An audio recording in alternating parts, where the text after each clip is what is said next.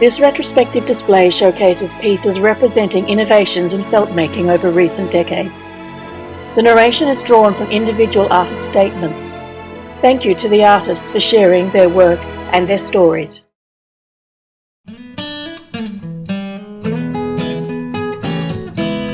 In the mid-1990s, Philippa and Shirley used their knowledge of garment construction and sewing, in addition to felt making, to piece together this version of a stockman's coat, when other felt makers were making garments all in one piece with no cutting or sewing. It was exhibited in Classy Clobber, held at Treadle's Gallery in Kingston in 1998. It depicts station life in Australia and is made with locally produced wool in colours of the Australian landscape. The coat is lined and extremely heavy in contrast to modern felt garments.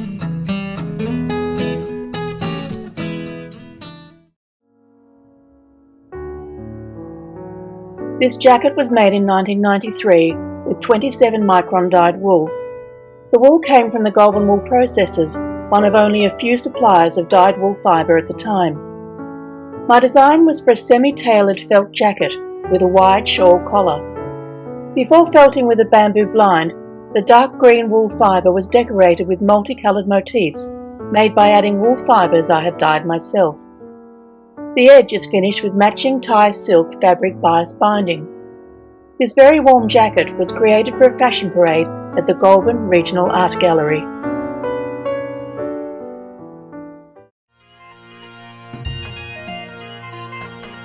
These brooches were made using the upwoofing technique, which is a process invented by Irene van der Wulf of the Netherlands.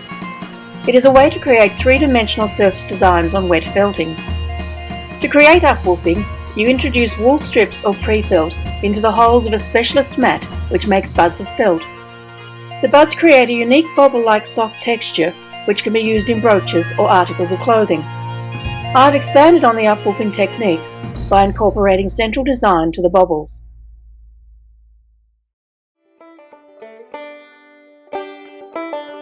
I learned to make felt at the first National Fibre Conference in Melbourne in 1980. I joined CRF in 1996.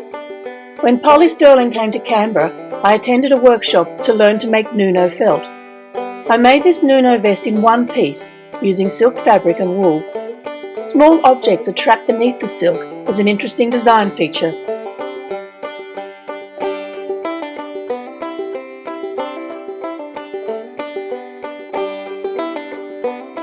This cloak was made from merino wool and kid mohair on cotton voile.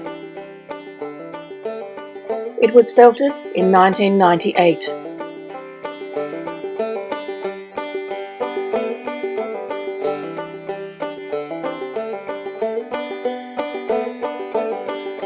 This piece is one of a group of 7 felted hangings about 280 centimetres long that reflected the dappled light and shadows in a forest of gum trees.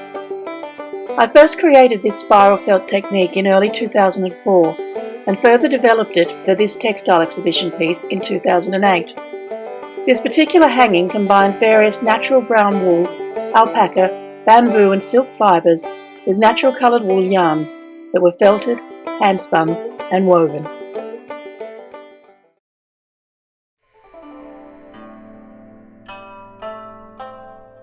This red vest was my first piece using the Nuno technique of felting, which was introduced by Australian artist Polly Sterling. Nuno is the Japanese word for cloth. A thin cloth is covered or sparsely covered by a thin layer of wool. Sometimes areas are deliberately left uncovered by wool. My piece is light but warm to wear and the colours are vibrant. Since I learned this technique in 2007, I've used it to make several items.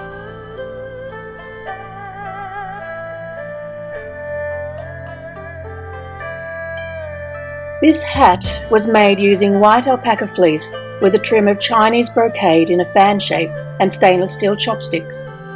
This cloche won the 2013 Group Champion section of the Royal Canberra Show. It reminds me of Japan, geishas, beautiful people and ornate fabrics.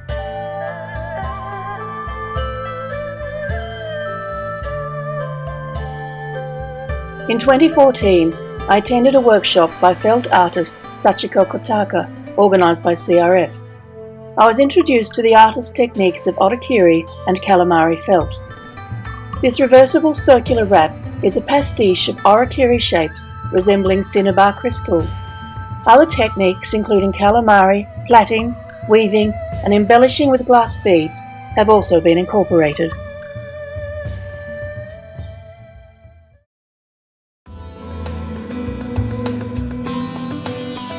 The skin on the outside, soft on the inside, held together by an infinite network of fibres, complex and strong, yet fragile and easily torn apart.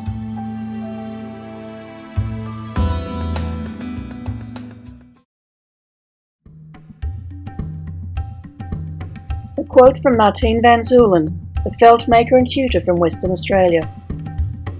Making a hand-felted circular mandala is a process of creating a unified felt piece by working in stages, both in design and actual felting, attending to and making the most of ways in which the individual components, various colours, surface textures and fibres come together to form a whole.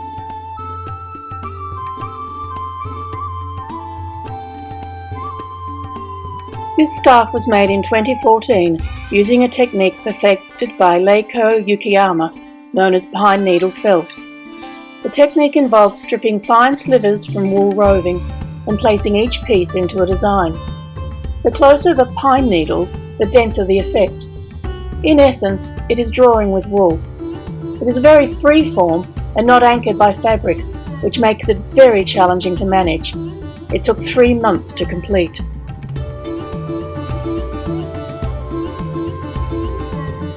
I think it was about 27 when I made my first garment, this coat. The things I didn't know about felting were legion, as it was in the relatively early days of my felting, so I was delighted at work.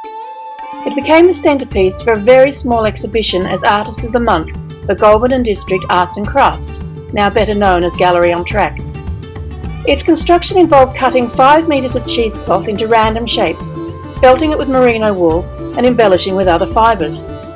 On the cuffs is the CSIRO's silky wool, a relatively new innovation at the time.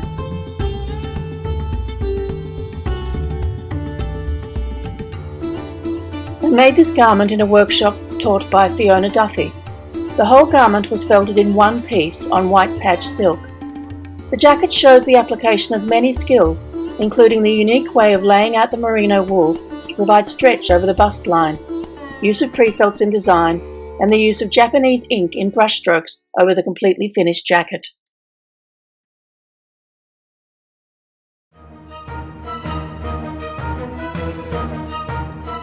I made this piece following the December 2001 bushfires. I started it in a workshop taught by a visiting felt artist from the United Kingdom, Jeanette Appleton, in 2002, but it was not finished until a later time.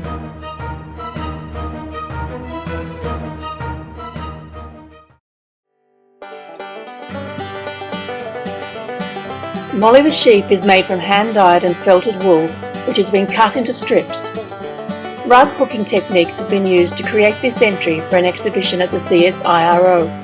She was made as a protest in response to Australian live sheep exports.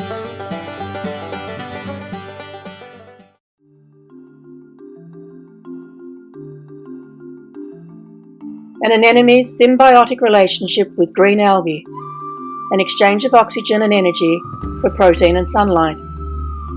We cannot live in isolation.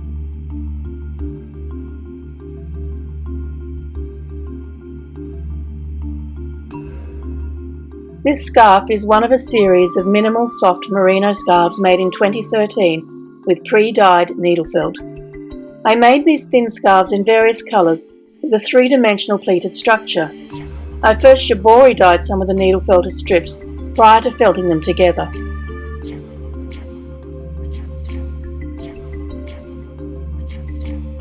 I made this 3-sided pyramid bag 15 years ago as an homage to the wonderful greens of the native bush of my New Zealand homeland. The decorations include New Zealand flax, a punga tree fern, some pieces of pua shell held in place by black net, and a nickel palm. This pyramid bag won first and champion certificates in the Royal Canberra Show 2006.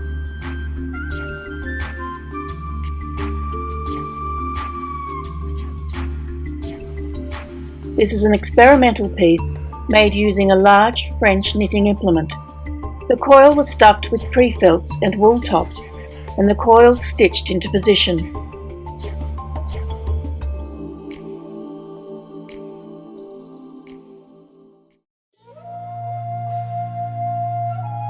Helen Cox writes, "I've owned this piece for several years and love it as much now as when I acquired it.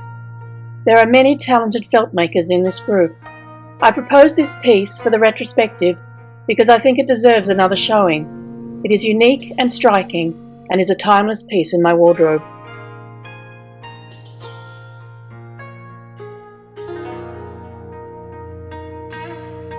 In 2002, I did a workshop at CRF with a visiting felt artist from the UK, Jeanette Appleton.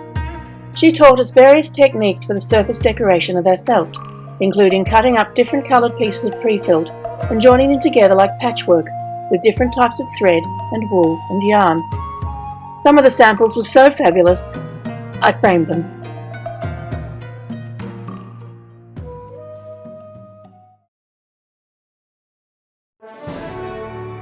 In 2017, I made this scarf at a Pam Hovell Nuno felted botanical print scarf workshop.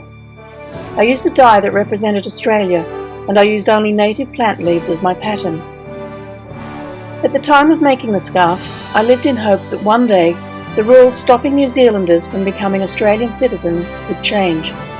I made a promise to myself that I would not wear it until I attended my Australian citizenship ceremony. In February 2020, I wore my scarf with great pride at an Australian citizenship ceremony. It was a very emotional and special occasion.